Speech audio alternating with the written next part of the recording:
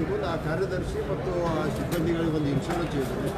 ಮತ್ತು ಅದೇ ರೀತಿ ನಮ್ಮ ಟ್ಯಾಕ್ಸ್ ಸೊಸೈಟಿ ಡೈರೆಕ್ಟರ್ಸ್ಗೆ ಮತ್ತು ಸಿಬ್ಬಂದಿಗಳಿಗೆ ಸಾಲದಲ್ಲಿ 1% ರಿಬೇಟ್ ಕೊಡುವ ಅಂದರೆ ಒಂದು ಅಟ್ಯಾಚ್ಮೆಂಟ್ ಇದೆ. ನಮ್ಮ ಸೊಸೈಟಿಯಿಂದ ನಾವು ಡಿ ಸಿ ಬ್ಯಾಂಕ್ ಅದ, ಡಿ ಸಿ ಬ್ಯಾಂಕ್ ಕೋಆರ್ಡಿನೇಷನ್ ಇರಬೇಕು ಈ ಪ್ರಕಾರ. ಯಾಕಂದರೆ ಈಗಾಗಲೇ ನೋಡಿರಿ ಅವ್ರ ಮುಖಾಂತರ ನಾವು ಅಗ್ರಿಕಲ್ಚರ್ ಲೋನ್ 3,700 ಕೋಟಿ ರೂಪಾಯಿ ಕೊಟ್ಟಿದ್ದೆವು. ಈಗ ನೇರವಾಗಿ ನಾವು 1700-1800 ಕೋಟಿ ನಮ್ಮ ಶುಗರ್ ಫ್ಯಾಕ್ಟ್ರಿಗಳಿಗಿರ್ಬೋದು ಅಥವಾ ನಾನ್ ಅಗ್ರಿಕಲ್ಚರ್ ಲೋನ್ ಕೆಲವೊಂದು 2,000 ಕೋಟಿ ಇರ್ಬೋದು. ಇಟ್ಟು ಕೊಡೋದು ಅಲ್ದನ 3,700 ಕೋಟಿ ಕೊಟ್ಟಿದ್ದೆವು. ಇನ್ನು ಮುಂದಿನ ಕೂಡ ನಾವು ಅದು ಪ್ರಾಮಾಣಿಕವಾಗಿ 100% ನಮಗೆ ರಿಕವರಿ ಅದ. ಮತ್ತು ಇದನ್ನು ಕೂಡ ಪ್ರಾರಂಭ ಮಾಡ್ತಾ ಇದ್ದೀವಿ.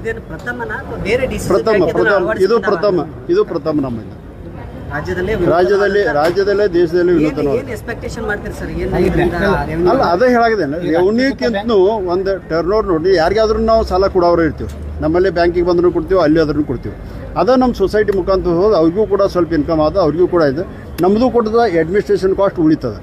ಯಾಕಂದ್ರೆ ನಮ್ಮ ಸಿಬ್ಬಂದಿ ಯಾರು ಇನ್ವಾಲ್ವ್, ನಮ್ಮ ಸ್ಯಾಂಕ್ಷನ್ ಬರ್ತದೆ ಕೊಡ್ತೀವಿ, ಅವರಿಂದ ಸಾಲ ಬಿಡುಗಡೆ ಮಾಡ್ತಾರೆ, ಅವರಿಂದ ವಸೂಲಿ ಮಾಡ್ತಾರೆ. ಅದೇ ಈ ಪ್ರಕಾರವಾಗಿ ವಿನ್-ವಿನ್ ಸಿಚುವೇಶನ್ ಅದೇ. ಸರ್, ಈಗ ನೀವು ರಾಷ್ಟ್ರೀಕೃತ ಬ್ಯಾಂಕ್ ಥರ ಮಾಡ್ತಾ ಇದ್ದೀರಿ, ಡಿಜಿಟಲ್ ಪೇಮೆಂಟ್ ಎಲ್ಲ ಮಾಡ್ತಾ ಇದ್ದೀವಿ, ಎಲ್ಲ ಡಿಜಿಟಲೈಸೇಷನ್ ಮಾಡ್ತಾ ಇದ್ದೀವಿ. ಬಹುತೇಕ ಮಾರ್ಚ್ವರೆಗೆ ಅಂದರೆ ಏಪ್ರಿಲ್ವರೆಗೆ ಎಲ್ಲ ಡಿಜಿಟಲೈಸೇಷನ್ ಆಗ್ತದೆ. ಸರ್, ಈಗ ಮೊನ್ನೆ ತಾವು ಏನು ಅಪಪ್ರಚಾರ ಮಾಡ್ತಾ ಇದ್ದಾರೆ ಅವ್ರಿಗೆ ಕಾನೂನಾತ್ಮಕವಾದಂತ ಒಂದು ಎಚ್ಚರಿಕೆಯನ್ನು ಕೊಟ್ಟಿದ್ರು. ಆದ್ರೂ ಸಹ ಅಲ್ಲಲ್ಲಿ ಏನಂತಂದ್ರೆ ಸೋಷಿಯಲ್ ಮೀಡಿಯಾಗಳಲ್ಲಿ ಅದನ್ನ ಮುಂದಿಟ್ಕೊಂಡು DCC ಬ್ಯಾಂಕ್ ಬಗ್ಗೆ ಅಪಪ್ರಚಾರ ಮುಂದುವರೆದಿದೆ. ಏನಾದ್ರೂ ಏನಾದ್ರೂ ಕಠಿಣವಾದಂತ ಆಕ್ಷನ್ ಮಾಡ್ತೀವಿ ಮಾಡೋಣ. ಇನ್ನು ಭಾಳ ಇದು ಒಂದು ಬ್ಯಾಂಕ್ ಅಂದ್ರೆ ಸೆನ್ಸಿಟಿವ್ ಮ್ಯಾಟ್ರ್. ನಾವೊಂದು ಹೇಳೋದು ಅವ್ರು ನೋಡ್ರಿ, ಅವ್ರು ಹೇಳಿದ್ದು ಯಾರು ಕೇಳಾಕದಾರ ಹೇಳಿ. ಯಾಕಂದ್ರೆ ದಿವ್ಸಿಗೆ 20 ಕೋಟಿಲಿ ಡಿಪಾಸಿಟ್ ನಮ್ಗೆ ಬರ್ತಾ ಇದೆ. ಈಗ ನಾ ಮೊನ್ನೆ ಹೇಳಿದ್ನ 500 ಕೋಟಿ ಆಯ್ತು, ಇವತ್ತು 540 ಕೋಟಿ ಆಗ್ಯದ. 8 ದಿವಸ ಬರೀ 4 ದಿವಸನೇ. ಅದ್ರಾಗ ಮತ್ತೆ 2 ಸುಟಿ ಬಂದು, ಸುಟಿ ಬಿಟ್ಟು ಅಂದ್ರೆ ಎಲ್ಲಿಯೂ ಡೆವಲಪ್ಮೆಂಟ್ ಎಲ್ಲೂ ನಿಂತಿಲ್ಲ.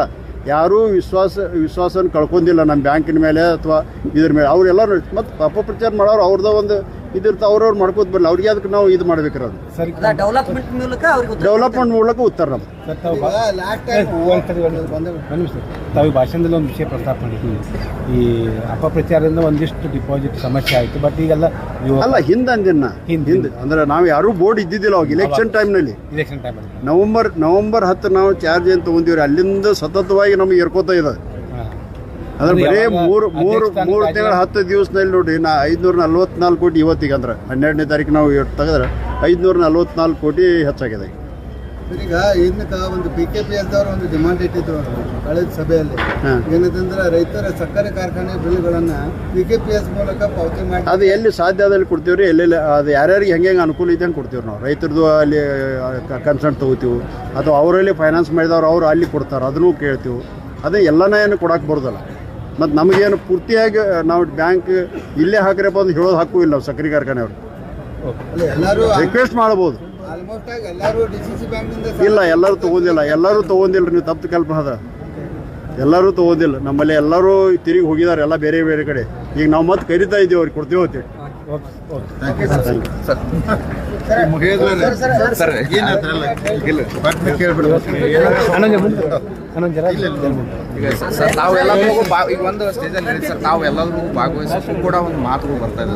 ಅದೇ ರೀ, ಈಗ ಅವ್ರು ಏನು ಹೇಳತ್ತೀರಿ, ಇವ್ರಿಗೇನು DCC ಬ್ಯಾಂಕ್ ಸಂಬಂಧ ಪ್ರೆಸ್ ಕಾಂಬ್ ಇರ್ತಾರೆ ಅಲ್ಲೇ. ಅದಕ್ಕೆ ನಾನು ಹೇಳಿ ಮಾನ್ಯ ಸತೀಶ್ ಜಾರಕಿಹೊಳಿ ನಾವು ಅನ್ನ ಸಬ್ ಜೊಲೆ ನೇತೃತ್ವದ ನಮ್ದೊಂದು ಪ್ಯಾನೆಲ್ ಆರಿಸಿ ಬತ್ತು. ಸೊ ಎಲ್ಲ ಸಾಧಕ ಬಾಧಕ ನಾವು ನೋಡ್ಬೇಕಲ್ಲ ರೀ. ಅದಕ್ಕೆ ನಾ ಹೇಳಿ ಮುಂದೆ ಪ್ರೆಸ್ ಕಾನ್ಫರೆನ್ಸ್ನಾಗ ಇರಾವ, ಮೀಟಿಂಗ್ದಾಗೂ ಇರಾವ, ನೀವು ಏನಾರು ಮಾಡ್ಕೋರಪ್ಪ ಅಂತ. ಯಾಕಂದ್ರೆ ಅವ್ರು 5-6 ಮಂದಿನ ಕೇಳಿ ನಡ್ಸೋಕ್ಕಲ್ಲ. ಇಡೀ ಬೆಳಗಾವಿ ಜಿಲ್ಲಾದಾಗ ಸುಮಾರು 12,000 ಮಂದಿ ಡಿಪೆಂಡ್ ಆಗಿ ಬ್ಯಾಂಕ್ ಮ್ಯಾಗ ಥರ ನಡ್ಸವ್ರೆ. ಗ್ರಾಹಕರು ಸಾಕಷ್ಟು ಜನ ಅದಾರೆ. ಸೊ ಈಗ ಅವ್ರು 4-5 ಮಂದಿ ಹೇಳ್ತಾರೆ, ಅವ್ರ ಮಾತು ಕೇಳಿ ಬಿಡೋಕ್ಕಾಗಲ್ಲ. ಅವರು ಕೂಡ ಎಲ್ಲ ಸಹಕಾರ ಸಂಘದಲ್ಲಿ ವಹಿಸ್ತಾರೆ ಅವರು ರೀ. ಈಗ ಅವ್ರು ಡೈರೆಕ್ಟ್ ಕೇಳೋದಿಲ್ಲ ರೀ, ಅವ್ರು ಥ್ರೂ ಕೇಳಕ್ಕೆ ಹಚ್ತಾರೆ ರೀ. ಅವರು ಎಲ್ಲ ಮಾಡಿದ್ದಾರೆ. ಅದಕ್ಕೆ ಬ್ಯಾಂಕಿನ ಚಲೋ ನಡೆಸ್ಬೇಕು ರೀ. ನಾಳೆ ಏನಾರು ಹೆಚ್ಚು ಕಮ್ಮಿ ನಾಳೆ ಜನ ನಮ್ಮನೆಗೆ ನಿಮ್ದ ಪ್ಯಾನ್ದಾಗ ಗುಂಪಿತ್ತು. ಅದಕ್ಕೆ ನಾವು ಪ್ರತಿಯೊಂದ್ರಾಗ ಅನ್ನ ಸಬ್ ಜೊಲ್ಲೆ ನಾವು ಇನ್ವಾಲ್ವ್ ಆಗಿ ಪ್ರತಿಯೊಂದು ಪೈಸಾ ನೋಡ್ತೀರಿ. ಮತ್ತು ಎಲ್ಲ ಶುಗರ್ ಫ್ಯಾಕ್ಟ್ರಿ ಮತ್ತೊಂದು ಲೋನನ್ನು ಕಾನೂನುಬದ್ಧವಾಗಿ ಕೊಟ್ಟಿದ್ವಿ ರೀ. ಅವ್ರು ಬೇಕಾದ ಸ್ಟೇಜ್ ಮ್ಯಾಗ ಬೇಕಾದ ಕಾಗದ ತೊಗೊಂಬರ್ಲಿ. ಕಾನೂನುಬದ್ಧವಾಗಿ ಅದಾವು, ಏನೂ ಮೋಸ ಆಗಿಲ್ಲ, ಯಾರಿಗೂ ಹೇರಿಲ್ಲ ರೀ. ಅನ್ನ ಸಬ್ ಜೊಲ್ಲೆ ಅವ್ರು ಮತ್ತು 540 ಕೋಟಿ ಡಿಪಾಸಿಟ್ ಹೆಚ್ಚಾಗಿದೆ. ಮಾರ್ಚ್ ಎಂಡ್ದಾಗ ಇನ್ನೂ ಜಾಸ್ತಿ ಹೋಗ್ತದೆ. ಬ್ಯಾಂಕ್ ಚಲೋ ನಡೆದೈತಿ. ಅದಕ್ಕೆ ಅಪಪ್ರಚಾರಕ್ಕೆ ಅಂದರೆ ಯಾರು ಕಿವಿ ಕೊಡಬಾರ್ದು ವಿನಂತಿ. ಅಂದ್ರೆ ಏನಾಗ್ತೈತಿ ರೀ, ಈಗ ನಾವು 20 ವರ್ಷ ಅಧಿಕಾರದಾಗ ಇರ್ತೀನಿ. ಇವತ್ತು ನನಗೆ ತ್ರಾಸ ಆಗ್ತೈತಿ ರೀ. ಈಗ ಯಾರಾದ್ರೂ ಮಾಡಿಸ್ತಾರೋ ಈಗ ಅವ್ರಿಗೆ ಹಿಂಗೆ ಹಾಕಿ ತ್ರಾಸಾಗಿ ಕೇಳಾಕತ್ತಾರ ಅವ್ರಿಗೆ. ಅಧಿಕಾರ ಕಳ್ಕೊಂಡಿದ್ದರಿಂದ ಅವರಿಗೆ ಅದು ಆಗೈತಿ. ಮತ್ತು ಒಳಗೆಲ್ಲ ಭಾಳ ಟೈಟ್ ಮಾಡಿದ್ದಾರೆ ಈಗ ಅಧ್ಯಕ್ಷರು. ಕೆಲವೊಂದು ತಾಲೂಕೊಳಗೆ ಭಾಳ ಟೈಟ್ ಆಗಿದ್ದಕ್ಕೂ ಅದನ್ನ ಬೇರೆ ಬೇರೆ ರೂಪದಲ್ಲಿ ಸೋರಿಕೆನೇ ಬರಾಕತ್ತವ್ರಿ. ಬ್ಯಾಂಕ್ ಮಾತ್ರ ತಮ್ಮ ಮುಖಾಂತರ ನಾ ಎಲ್ಲ ಗ್ರಾಹಕರಿಗೆ ರೈತರಿಗೆ ನಾವು ವಿನಂತಿ ಇಷ್ಟ ಮಾಡ್ಕೋತೀನಿ, ಬ್ಯಾಂಕ್ ಬೆಸ್ಟ್ ನಡೆದಿದೆ, ಏನೂ ಸಮಸ್ಯೆ ಇಲ್ಲ. 5 ವರ್ಷದೊಳಗೆ ನಾವು ಏನು ಅನ್ಕೊಂತೀವಿ ಅಚೀವ್ಮೆಂಟ್ ಮಾಡ್ತೀವಿ. ಧನ್ಯವಾದ. ಅದು ಕುಕ್ಕೇರಿ ಹೇಳ್ಬಿಡ್ರಲ್ಲ.